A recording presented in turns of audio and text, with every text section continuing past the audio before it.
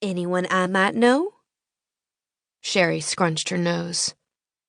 Some country group called Blue? The name rang a slight bell, but she wasn't that up-to-date on the country music scene. Her style was more pop and dance, music she could shake her booty to at a club. Part of her felt guilty for not doing more research on her client, but really, she had a handle on the important things, like the number of people she was serving, and if anyone had food allergies. As for the rest, she'd wing it. People and events like this were her specialty. Too bad that doesn't transfer over to my love life. Apparently the name of the group more than rang a bell for Tootsie, as her big brown eyes grew even wider. Blue? As in the ACM's Entertainer of the Year? Sherry shrugged, her guess being yes, and the woman surged forward. As in one of people's sexiest men alive? Seriously, how can you not know who he is? His name sounds sort of familiar, she mumbled, a prick of unease teasing her stomach. Sexiest man alive? Awesome. Blue sounded just like the kind of guy she normally fell for. Hot, brooding, confident, and more than likely a man-whore. You've gotta hit on him, Tootsie ordered, her enthusiasm raising her voice to wince-worthy decibels. The cutie on dog patrol shook his head and took Elvis's leash, smirking as he strolled toward the kennel door. Sherry blew her baby a goodbye kiss.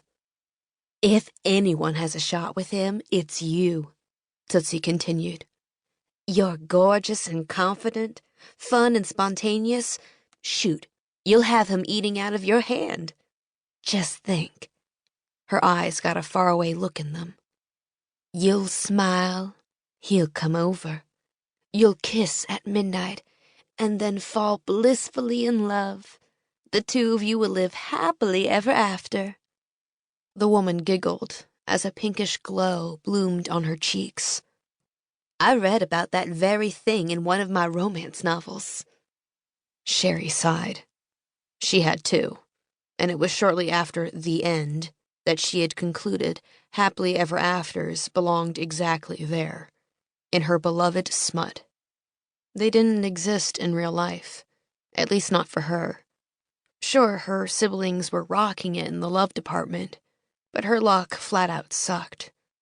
That was where her New Year's resolution came into play. Not interested, she declared, shoving a thick section of purple hair behind her ear. Celebrities are notorious players, and I've had enough of that nonsense for 2 lifetimes. She thought about it and then added, but a little hot roady action could be in the cards. She wiggled her eyebrows with a grin, and Tootsie chortled. Now there's the wild child of Magnolia Springs I know and love. Sherry fought to maintain her smile. Wild child, addicted to love, crazy chica, all names that fit her pretty damn perfectly, and traits that led to her current loveless state. Always the fling, never the forever. But she had a new game plan to change that status going forward. Of course, not before one last weekend to sow her wild oats. Waving goodbye, Sherry donned her dark sunglasses and took a deep breath of fresh, crisp, pine-scented air. She had yet to share her New Year's resolution with her sister or best friend, and she doubted she ever would. Knowing them, they'd just try to talk her out of it. Or worse, give her pointers. She didn't need them to say her love life was a train wreck. She had already diagnosed that particular problem and found herself a cure. Fall for someone boring. It was the solution to her heartache. Her desire to feel wooed and loved meant she always went for the exciting, mysterious types, only to find out later that those guys were mysterious for a reason. They were hiding another woman. Nope. It was high time she settled down with someone stable. A man who wouldn't cheat or charm her with a quick smile and swoony line, only to turn around and charm someone else.